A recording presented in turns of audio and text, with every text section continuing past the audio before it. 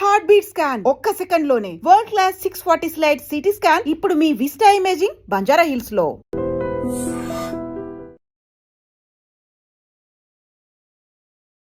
నమస్తే, welcome to I dream. చాలా మందిలో ఛాతీలో మంట, పుల్లటి త్రేంపులు, ఇలా కాకుండా ఇంకా గ్యాస్ట్రిక్ ప్రాబ్లమ్స్ ఇలా ఎక్కువగా వస్తూ ఉంటాయి. అయితే దీనికి సొల్యూషన్ ఏంటి? ఎన్నో మెడిసిన్స్ వాడుతూ ఉంటారు. మార్నింగ్ లేవగానే పొరకడుపున వాడే మెడిసిన్స్తో కూడా మీకు ఎటువంటి ఫలితం లేకపోవచ్చు. అయితే వీటన్నిటికీ కూడా వంటింటి చిట్కాలతో మనం ఎలా సొల్యూషన్ తీసుకోవాలి అన్న దాని గురించి చక్కగా వివరించడానికి మనతో పాటు ఉన్నారు ప్రముఖ ఆయుర్వేద వైద్య నిపుణులు, వంటింటి చిట్కాలలో చాలా ఫేమస్ ఆయన. ఈ పాటికి మీకు అర్థమైపోయి ఉంటుంది, ఆయనే చిట్టుబట్ల మధుసూదన్ శర్మ గారు. వారితో మాట్లాడి అసలు ఈ గ్యాస్ట్రిక్ ప్రాబ్లమ్స్కి ఎలాంటి సొల్యూషన్ చెప్తారు అన్నది అడిగి తెలుసుకుందాం. నమస్తే సార్. సార్, గ్యాస్ట్రిక్ ప్రాబ్లం అన్నది ఇప్పుడు చిన్నపిల్లలు కూడా మాకు ఛాతీలో మంట వచ్చేస్తుంది, పుల్లగా తేన్పులు వస్తున్నాయి, ఏం తినలేకపోతున్నాము అనేసి చెప్తూ ఉంటారు. అయితే గ్యాస్ట్రిక్ ప్రాబ్లం రావడానికి మెయిన్ రీజన్స్ ఏంటి సార్? గ్యాస్ట్రిక్ ప్రాబ్లమ్స్ రావడానికమ్మా టయానికి ఫుడ్ తీసుకోకపోవడము, కాఫీ టీలు ఎక్కువ తాగడము, junk foods, fast foods, bakery foods ఎక్కువ తీసుకోవడము, రాత్రి ఎక్కువసేపు నిద్ర మేలుకోవడము, మోషన్ను బలవంతంగా ఆపుకోవడము, తర్వాత మల విసర్జన సరిగ్గా చేయకపోవడము, అంటే కాన్స్టిపేషన్ ప్రాబ్లమ్ అమ్మా. సో ఇలాంటివి అనేక రకాలైన కారణాల వల్ల ఈ గ్యాస్ట్రిక్ ట్రబుల్ వస్తూ ఉంటుందమ్మా. ఈ గ్యాస్ట్రిక్ ట్రబుల్ సమస్య ఉన్నటువంటి వాళ్ళలో అందరిలో అన్ని లక్షణాలు ఒకే రకంగా ఉండవమ్మా. కొందరిలో ఒక్కొక్క రకమైన లక్షణాలు ఉంటాయి. కొంతమందికి తేపుల రూపంలో ఈ యొక్క సమస్య ఇబ్బంది పెడుతూ ఉంటుంది, కొంతమందికి కడుపు ఉబ్బరంగా ఉంటుంది, కొంతమందికి వాంతి వచ్చినట్లు ఉంటుంది, కొంతమందికి తల బరువుగా ఉంటుంది, కొంతమందికి మోషన్ ప్రాబ్లం ఉంటుంది, కొంతమంది కడుపులో మంట ఉంటుంది, కొంతమంది కడుపులో ఏదో రాయి పెట్టినట్లు అనిపిస్తూ ఉంటుంది. ఇలా వివిధ రకాలైన లక్షణాలు కలుగుతుంటాయమ్మా. మరికొంతమందికి అయితే ఈ ప్రభావం చేత అంతుబట్టని సమస్యలమ్మా, అంటే కీళ్ళ నొప్పులు, మోకాళ్ళ నొప్పులు, తర్వాత నడుము నొప్పి, భుజం నొప్పి, తలనొప్పి, ఇలాంటి వివిధ రకాలైన నొప్పులు కూడా కలుగుతుంటాయమ్మా. అలాంటి వాళ్ళలో ఏ పరీక్ష చేసినా ఏముండదమ్మా, పరీక్షలు చేయించుకుంటారు కానీ నార్మల్గా ఉంటాయి, సమస్య మాత్రం ఇబ్బంది పెడుతూ ఉంటుంది. గ్యాస్ట్రిక్ ట్రబుల్ సమస్య తగ్గిపోతే కానీ అవి తగ్గిపోవమ్మా. సో అట్లా కొంతమంది ఉంటారమ్మా. ఏది ఏమైనప్పటికీ మీరు అన్నట్లు ఈవెన్ ఒక్కొక్కసారి పరిగడుపున మింగే మాత్రలు కూడా మండి పడతాయమ్మా. కొన్నాళ్ళ పాటు వాడేసరికి అవి కూడా మాకు సాధ్యం కాదని చెప్పేసి మండి పడితే ఆ టాబ్లెట్స్ మార్చుకోవడము, వాటి యొక్క డోస్ పెంచుకోవడము చేసుకునేటువంటి పరిస్థితి ఏర్పడుతుందమ్మా. దీర్ఘకాలికంగా అలాంటి కృత్రిమ ఆధునిక రసాయన ఔషధాలు వాడడం ఏమాత్రం క్షేమదాయకం కదమ్మా. కాబట్టి సేఫ్టీగా ఉన్నటువంటి క్షేమదాయకమైనటువంటి సైడ్ ఎఫెక్ట్స్ అనేటువంటి మందులు వాడుకోవడం మంచిదమ్మా, ఆహార ఔషధాలు. అందుకే అంటే సార్, మన కడుపు చల్లగా ఆరోగ్యంగా ఉంటేనే మనం ఆరోగ్యంగా ఉంటాము అనేసి చెప్తూ ఉంటారు. ఎగ్జాక్ట్లీ. అయితే సార్, ఏంటి సార్ ఈ గ్యాస్ట్రిక్ ప్రాబ్లం లక్షణాలు చెప్పారు, అలాగే ఇది ఎవరికి ఎక్కువగా వచ్చే అవకాశాలు ఉంటాయంటారు? సర్వసాధారణంగా అమ్మా చిన్న పిల్లల్లో తక్కువగా వస్తుంటుందమ్మా ఈ సమస్య.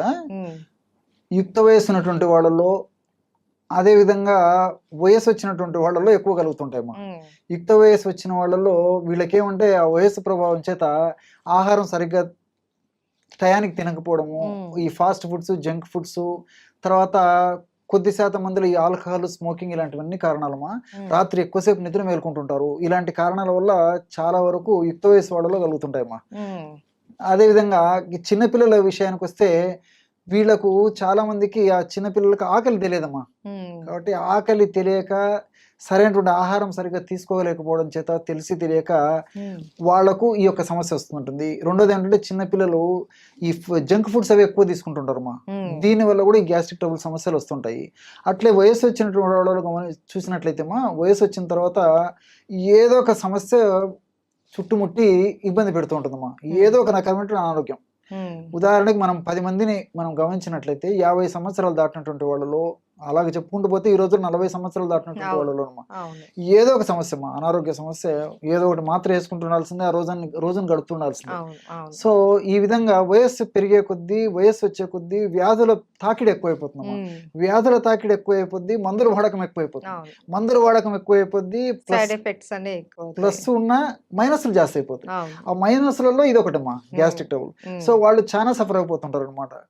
ఆహారం కంటే మందులు జాస్తి అయిపోయేటువంటి పరిస్థితి, సంచి నిండా మందులతోనే కడుపు నింపుకోవాల్సిన పరిస్థితి ఏర్పడుతుంది. దీనివల్ల ఈ యొక్క జీర్ణ వ్యవస్థ అంతా అతలాకుతలమైపోయి వివిధ రకాలైనటువంటి గ్యాస్ట్రిక్ ట్రబుల్ సమస్యలు వస్తుంటాయి. కాబట్టి అందరికీ వస్తాయి, కానీ ఒక్కొక్కరికి ఒక రకమైన కారణాల వల్ల లక్షణాలు కూడా ఒక్కొక్క విధంగా ఉంటుంటాయమ్మా. అయితే కారణాలు ఏవైనా సరే సార్, ఈ ప్రాబ్లం అన్నది చాలా సివియర్‌గా ఉంటుంది. చాలామంది ఇబ్బంది పడిపోతూ ఉంటారు. అలాంటప్పుడు ఏం చేయాలి సార్? మనకు వంటింట్లో దొరికే చిట్కాలేంటి? దీనికమ్మా అన్ని మనకు తెలిసినట్టేమ్మా, హ్మ్. కానీ ఇందులో ఇంత అద్భుతమైనటువంటి ఔషధ గుణాలు ఉన్నాయా, ఇంత రిజల్ట్స్ వస్తుందని చెప్పేసి ఆశ్చర్యం వేస్తున్నామా. మనం వాడి చూస్తే గానీ తెలియదు అనమాట దాని హ్మ్. ఫలితము. హ్మ్. కేవలం 3 ఆహార ఔషధాలమ్మా. ఓకే. జీలకర్ర, ధనియాలు, సోంపు గింజలు. హ్మ్. ఎక్కడ ఏ వేలు ఖర్చు పెట్టాల్సిన అక్కర్లేదమ్మా. అవును. అద్భుతమైనటువంటి ఔషధం. హ్మ్. ఈ 3 పదార్థాలు ఒక్కొక్కటి 50 గ్రాములు తీసుకోవాలమ్మా. హ్మ్.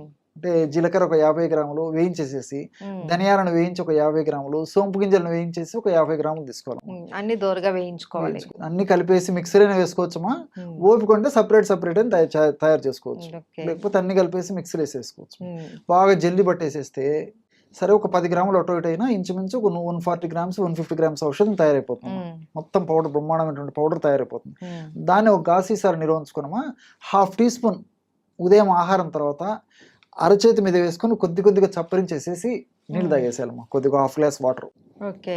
రాత్రి ఆహారం తిన్న తర్వాత కూడా ఒక 1/2 టీ స్పూన్ ఒక అరచేతులు వేసుకొని చప్పరించాలమ్మా. బాగా ఎంజాయ్ చేస్తూ అది చప్పరిస్తూ మింగేసేయాలి. హ్మ్. ఒక కప్పు అంటే ఒక 100 ml వాటర్ తాగితే సరిపోతుంది. హ్మ్. చిన్నపిల్లలు అయితే కొంచెం డోస్ తగ్గించుకోవాలమ్మా. ఓకే. అంటే 12-13 సంవత్సరాలు దాటినటువంటి వాళ్ళకందరికీ ఈ డోస్ సరిపోతుంది. హ్మ్. ఇంకా 12-13 సంవత్సరాల కంటే తక్కువ ఉన్నటువంటి వాళ్ళలో 1/2 టీ స్పూన్ కాకుండా 1/4 టీ స్పూన్ ఆ రేంజ్లో వాడుకుంటే సరిపోతుంది. హ్మ్. సో ఇది వాడడం వల్ల ఏమైతుందంటే within 3rd day 4th day నుంచి మంచి బ్రహ్మాండమైనటువంటి రిజల్ట్స్ వస్తాయమ్మా. ఓకే. సో ఇప్పుడు మనం చెప్పుకున్నటువంటి లక్షణాలన్నిటికి కూడా ఇది చక్కటి దివ్య పరిష్కారం. ఔషధం. అన్ని దివ్య అవును. ఔషధం. అవును. ఇన్ని లక్షణాలు చెప్పాం కదమ్మా. అవును. ఏ లక్షణమైనా కానివ్వండి, గ్యాస్ట్రిక్ ట్రబుల్ అంటే కేర్ ఆఫ్ అడ్రస్ ఇదే. హ్మ్. అంత అద్భుతంగా పనిచేస్తుంది అనమాట. హ్మ్. సో మనం ఆధునికంగా ఆలోచించినట్లయితేమా, ఇప్పుడు జీలకర్రలో థైమాల్ అనేటువంటి రసాయన పదార్థము, క్యుమినాల్డిహైడ్, ఎపిజెనిన్, ఇలాంటి ల్యూటియోలిన్ అనేటువంటి అనేక రకాలైన రసాయన పదార్థాలు ఉన్నాయమ్మా. హ్మ్. ఇవన్నీ కూడా ప్రత్యక్షంగా పరోక్షంగా గ్యాస్ట్రిక్ జ్యూసెస్ను పెంచేందుకు ఉపయోగపడతాయి. తర్వాత బైల్ జ్యూస్ అమ్మా. బైల్ జ్యూస్ బాగా ఉత్పత్తి అవుతూనే బాగా ఆకలి అవుతుంది, జీర్ణశక్తి బాగా జరుగుతూ ఉంటుంది. హ్మ్. సో బైల్ జ్యూస్ బాగా ఉత్పత్తి అయ్యేందుకు ఈ జీలకర్రలో ఉన్నటువంటి ఇలాంటి అనేక రకాలైన రసాయన పదార్థాలు ఉపయోగపడతాయి. అట్లే ధనియాల్లో కొరియాండ్రాల్ అనేటువంటి రసాయన పదార్థము, ఇలాంటి రసాయన పదార్థాలు కూడా ఈ జీర్ణ వ్యవస్థలో వచ్చేటువంటి వివిధ రకాలైనటువంటి గ్యాస్ట్రిక్ ట్రబుల్ సమస్యలకు ఉపయోగపడతాయమ్మా. హ్మ్. అంటే సోంపు గింజలమ్మా. హ్మ్. సోంపు గింజలో ఎనథాలు, తర్వాత ఫైబరు, ఇలాంటి రసాయన పదార్థాలు ఉంటాయమ్మా. హ్మ్. ఎనథాల్ అనేటువంటి ఈ రసాయన పదార్థము మనం తీసుకున్నటువంటి ఆహార పదార్థాలు పులవకుండా చేస్తాయి, బాగా జీర్ణమయ్యేటట్టు చేస్తాయి. తర్వాత చక్కగా విసర్జన అంటే వేస్ట్ పదార్థం త్వరగా విసర్జింపబడేదానికి కూడా ఎనథాల్ అనేటువంటి పదార్థం ఉపయోగపడతాయమ్మా. హ్మ్. అదేవిధంగా ఫైబర్, హ్మ్. ఈ ఫైబర్ కూడా మోషన్ ఫ్రీ అయ్యేందుకు ఉపయోగపడుతుంది. అవును.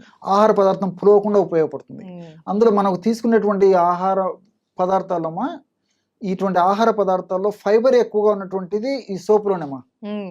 అందులో ఈ రోజుల్లో నాగరికత ప్రభావం చేత, పాశ్చాత్య నాగరికత ప్రభావం చేత మనం ఫైబర్ వాడకం తగ్గిపోయిపోయిందమ్మా. అవును. అవును. కాబట్టి ఫైబర్ ఎక్కువగా ఉన్నటువంటి ఇలాంటి సోపు గింజలను వాడుకోవడం వల్ల గ్యాస్ట్రిక్ ట్రబుల్ సమస్యలు తగ్గిపోవడమే కాకుండా శరీరానికి కూడా చాలా రక్షణ ఇచ్చేసేసి ఈ షుగర్, బీపీ, వెయిట్ ఇలాంటివి రాకుండా కూడా కంట్రోల్ చేస్తుందమ్మా ఓకే. ఫైబర్. ఓకే. సో ఇలా అంతేకాకుండా ఇందులో ఉన్నటువంటి పాలిఫినాల్స్ అనేటువంటి ఒక రసాయన పదార్థాలు కూడా ఈ రక్తనాళాల్లో ఫ్యాట్ వల్ల, కొలెస్ట్రాల్ వల్ల, తర్వాత ఈ ప్లేట్లెట్స్ వల్ల పూడికలు ఏర్పడకుండా కూడా ఉపయోగపడతాయమ్మా హ్మ్. ఈ పాలిఫినాల్స్. హ్మ్. సో మనం వాడేది గ్యాస్ట్రిక్ ట్రబుల్ అయినప్పటికీ గ్యాస్ట్రిక్ ట్రబుల్ వల్ల వచ్చేటువంటి సమస్యలు తగ్గిపోతాయి.